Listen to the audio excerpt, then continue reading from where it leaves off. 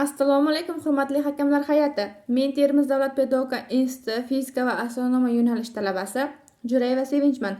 Bugun e'tiboringizga yashil, energetika va ekologik ta'limni o'zida birlashtirgan Aeromak innovatsion loyihasini taqdim etmoqchiman. Hammamizga ma'lumki, O'zbekistonda yashil iqtisodiyotga o'tish jadallik bilan ketyapti. Lekin an'anaviy parrakli shamol generatorlari ishlash uchun doimiy kuchli shamol kerak. Ular juda ko'p shovqin soladi.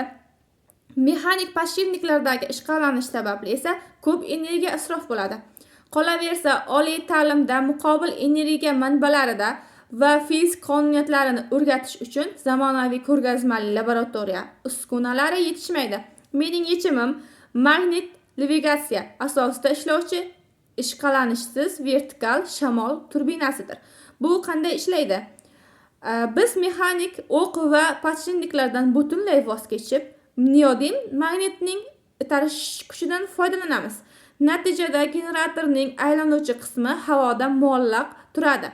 Ishqalanish nolga tenglashgani uchun bu turbina hatto juda past tezlikdagi shamolda, ya'ni oddiygina shabadada ham elektr toki ishlab chiqaradi va u mutlaqo shovqinsiz ishlaydi.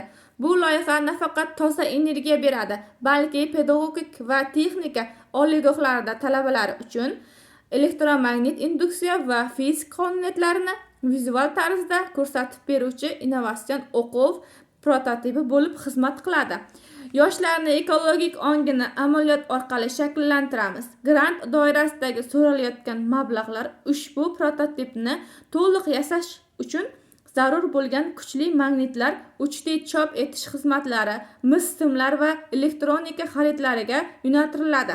Biz birgalikda toza kelajak energiyasini ta'limga olib kira olamiz. E'tiboringiz uchun rahmat.